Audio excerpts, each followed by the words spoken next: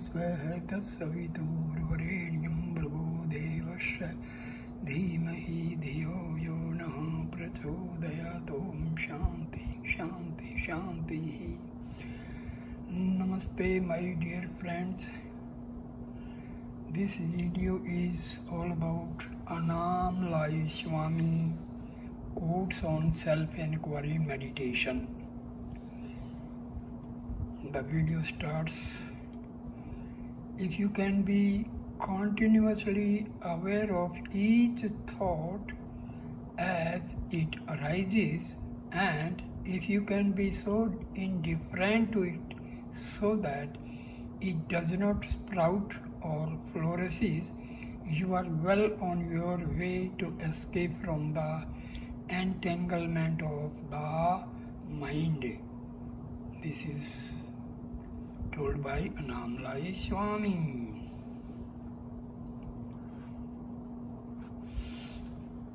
Annamalai Swami says, Bhagwan Ramana Maharshi has said, when thoughts arise, stop them from developing by inquiring, to whom is this thought coming?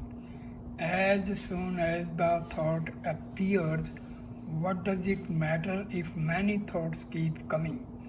Inquire into their origin, or find out who has the thoughts, and sooner or later the flow of thoughts will stop. This is how self-inquiry should be practiced.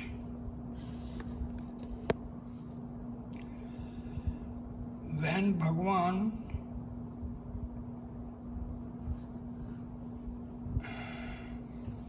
spoke like this, he sometimes used the analogy of a besieged fort. If one systematically loses off all the entrances to such a fort and then picks off the occupants one by one as they try to come out, sooner or later the fort will be empty. Bhagwan said that we should apply these same tactics to the mind. How to go about doing this?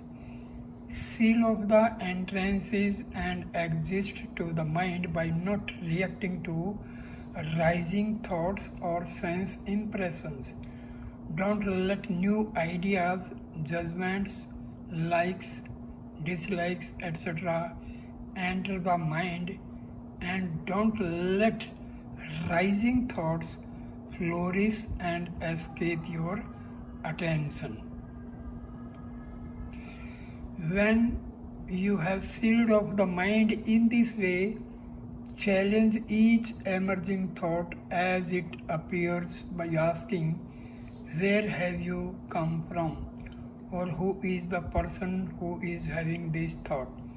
If you can do this continuously with full attention, new thoughts will appear momentarily and then disappear. If you can maintain the siege for long enough, a time will come when no more thoughts arise, or if they do, they will only be fleeting, undistracting images on the periphery of consciousness. In that thought-free state, you will begin to experience yourself as consciousness, not as mind or body. However, if you relax your vigilance even for a few seconds and allow new thoughts to escape and develop unchallenged, the siege will be lifted and the mind will regain some or all of its former strength. In a real fort, the occupants need a continuous supply of food and water to hold out during a siege. When the supplies run out, the occupants must surrender or die. In the fort of the mind, the occupants, which are thoughts, need a thinker to pay attention to them and indulge in them. If the thinker withholds his attention from rising thoughts or challenges them before they have a chance to develop, the thoughts will all die of starvation. You challenge them by repeatedly asking yourself, who am I? Who is the person who is having these thoughts? If the challenge is to be effective, you must make it before the rising thoughts has had a chance to develop into a stream of thoughts.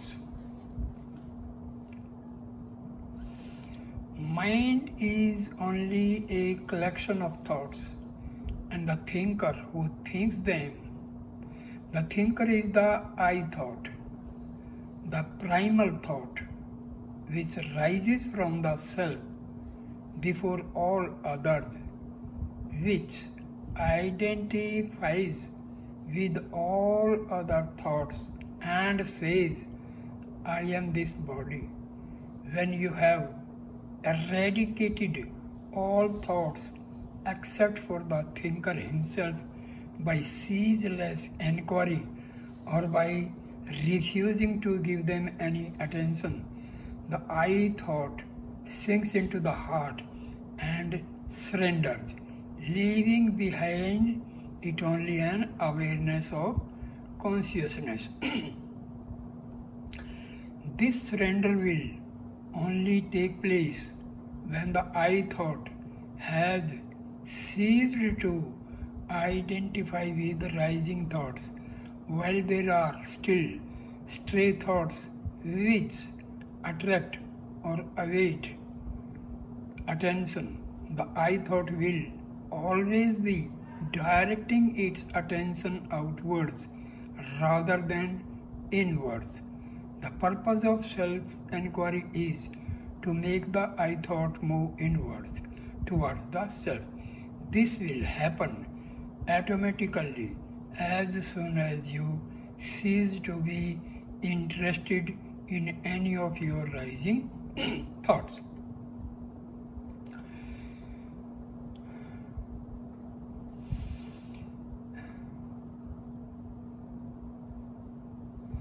If you are having trouble with your enthusiasm for sadhana, just tell yourself, I may be dead in 7 days.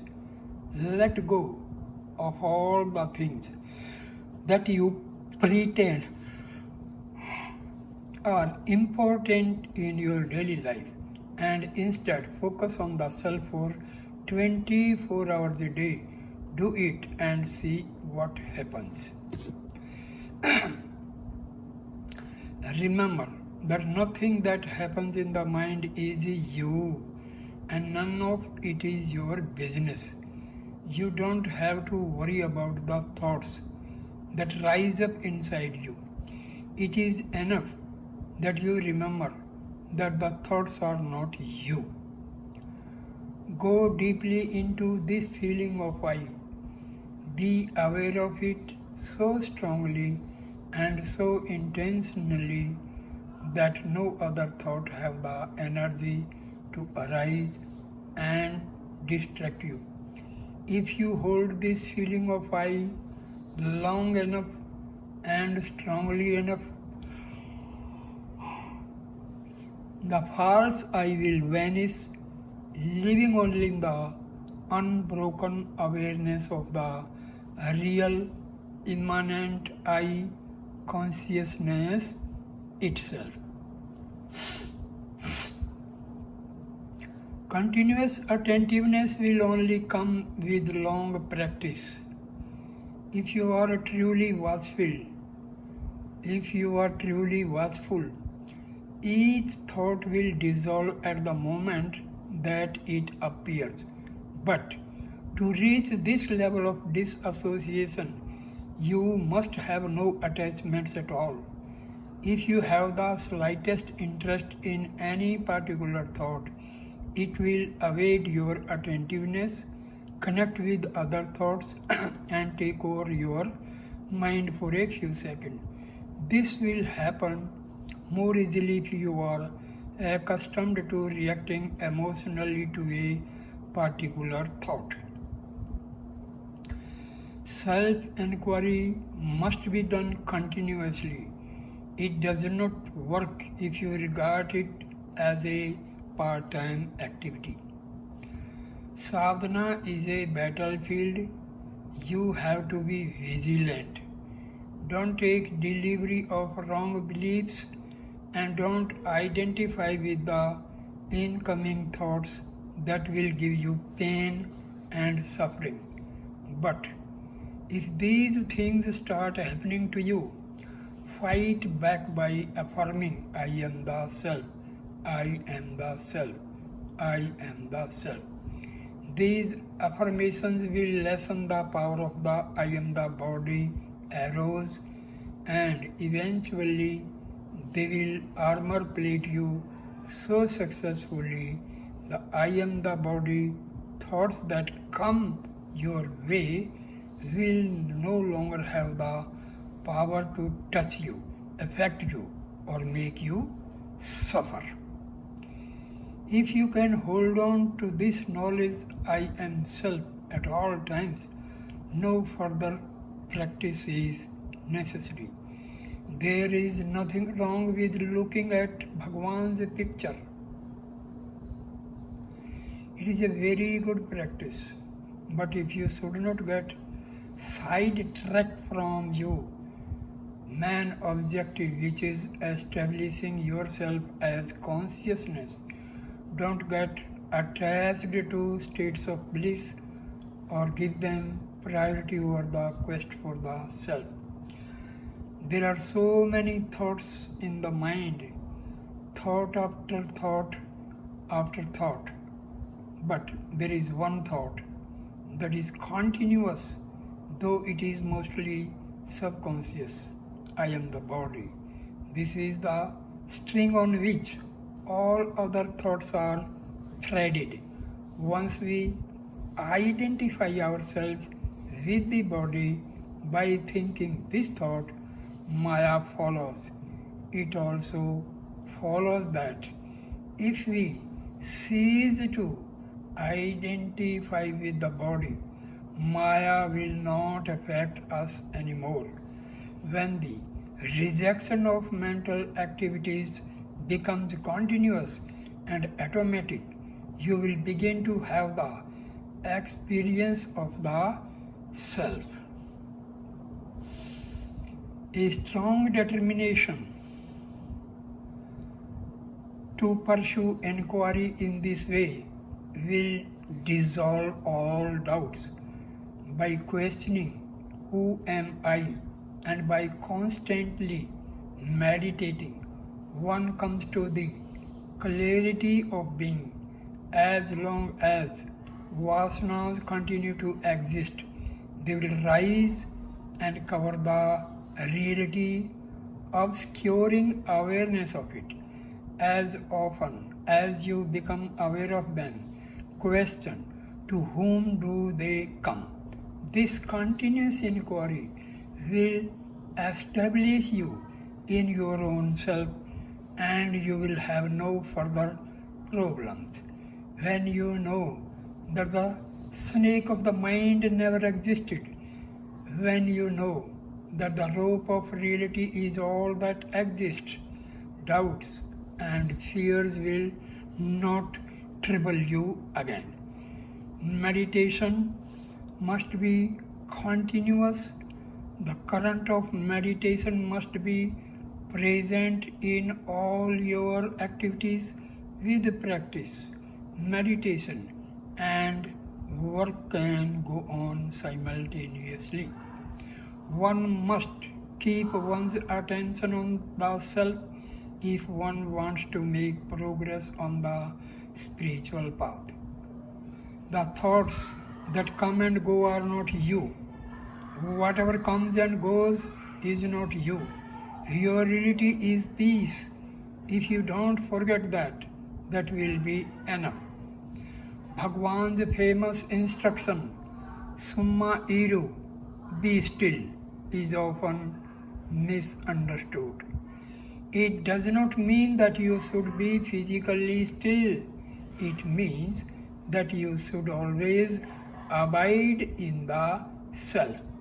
In Sattva Guna, a state of mental quietness and clarity, there is stillness and harmony.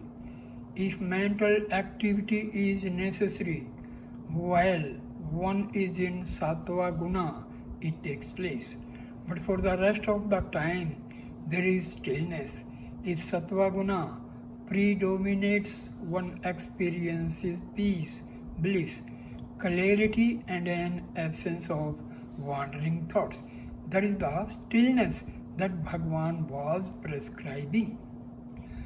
Bhagwan is always present inside you and in front of you. If you don't cover the vision of Bhagwan with your ego, that will be enough. The ego is the I am the body idea.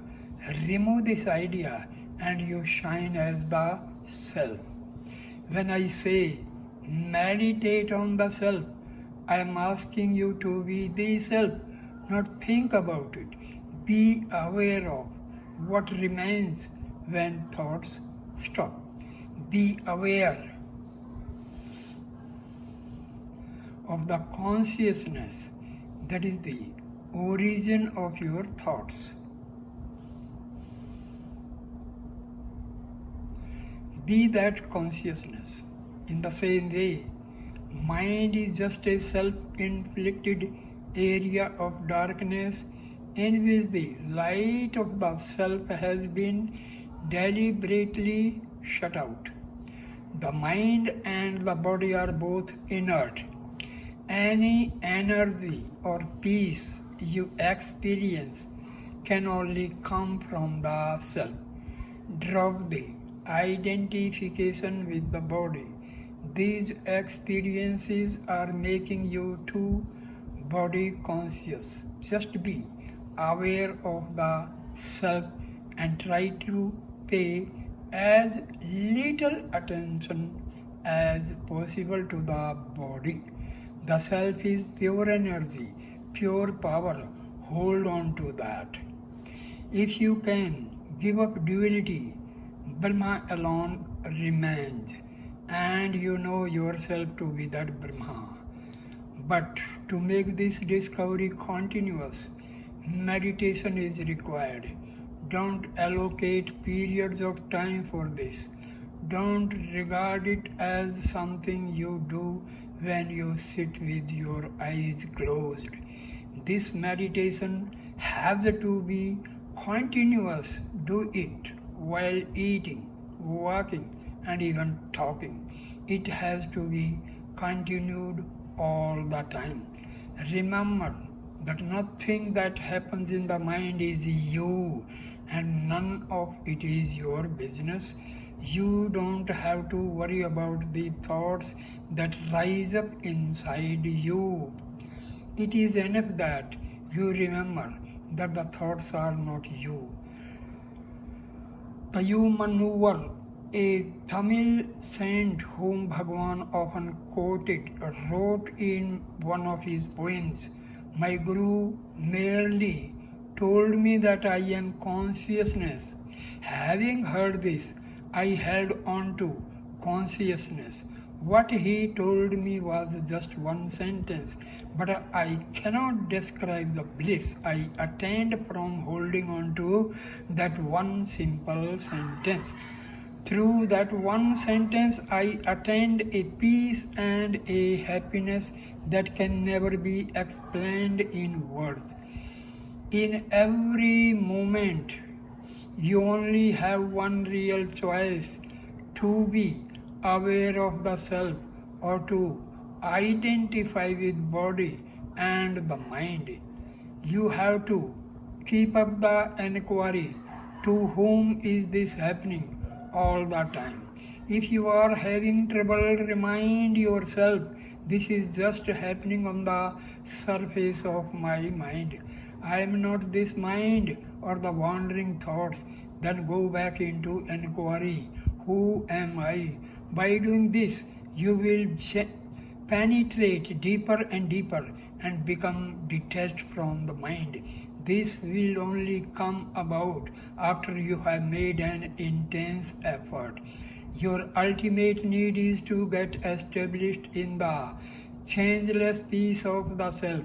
For this, you have to give up all the thoughts.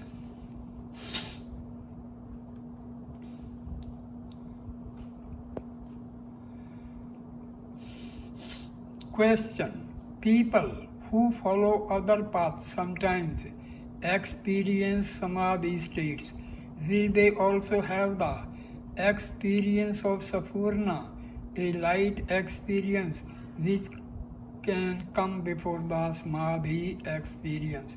Annamalai Swami answers, if one unceasingly follows the path of japa or yoga, the mind will merge eventually in the Sapurna. At the time of merging, the experience will come. This Sapurna is the light or the radiance of the I Am. When you are closer to merging with the real I, you feel its emanations. This real I is the real name and form of God. The first and most accurate name of God is I. The awareness I Am is the original and primordial mantra. Question. So, the I mantra is even prior to Pranava, the sound of Om?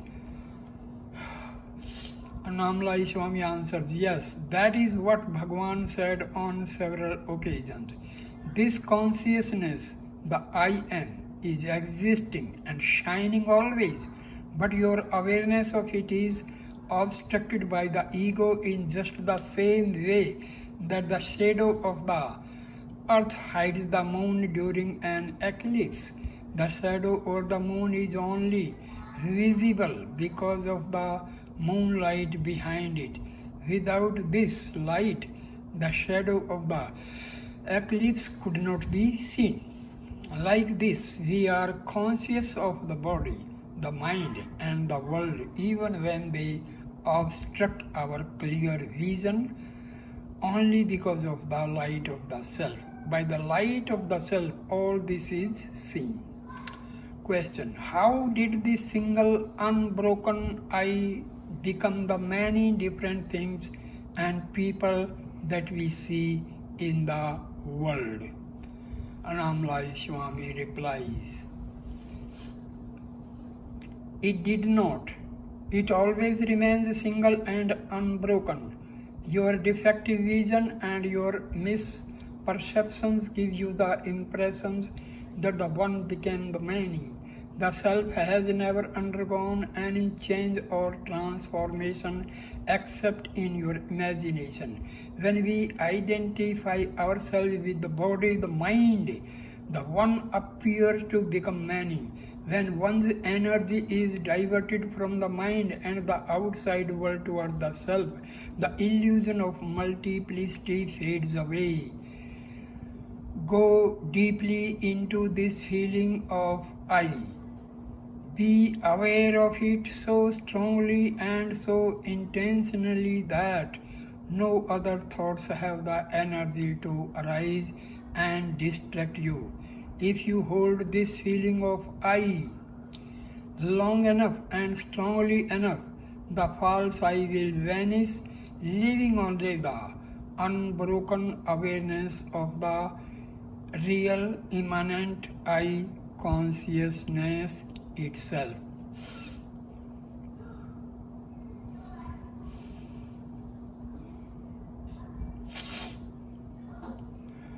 Bhagavan once said to me, the one who limits the self by believing himself to be the body and the mind has killed his own self.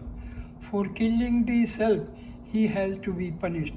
The punishment is birth and death and continuous misery.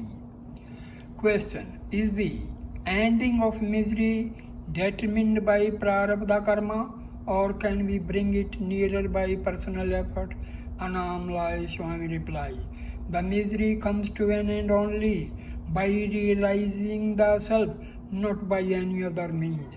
Question: can this happen at any time? Annamalai Swami: here and now you are already the self. You don't need time to realize it.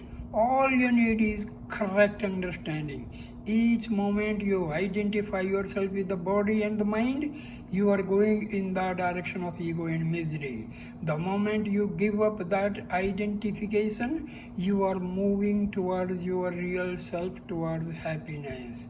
Question: if I try to generate this feeling, I am the self, it will not be the real thing.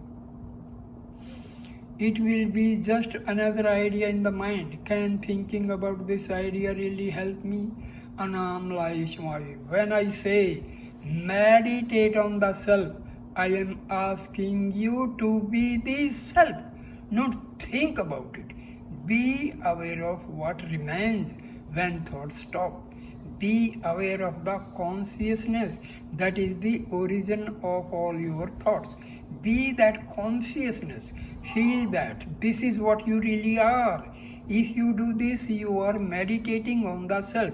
But if you cannot stabilize in that consciousness because your vasanas are too strong and too activities beneficial to hold on to the thought, I am the self, I am everything. If you meditate in this way, you will not be cooperating with the vasanas that are blocking your self-awareness. If you don't cooperate with them, sooner or later they are bound to leave you. If this method doesn't appeal to you, then just watch the mind with full attention. Whenever the mind wanders, become aware of it. See how thoughts connect with each other and watch how this ghost called mind catches hold of all your thoughts, saying, this is my thought. Watch the ways of the mind without identifying with them in any way. If you give your mind your full detached attention, you begin to understand the futility of all mental activities. Watch the mind wandering here and there, seeking out useless and unnecessary things or ideas, which will ultimately only create misery for itself. Watching the mind gives us a knowledge of its inner process. It gives us an incentive to stay detached from all our thoughts. Ultimately, if we try hard enough, it gives us the ability to remain as consciousness unaffected by transient thoughts. So, dear friends, here ends this video. Please like, comment and share the video and subscribe the channel. Thanks a lot. Namaskar, my dear friends. Namaste, namaste. Om Shanti, Shanti, Shanti.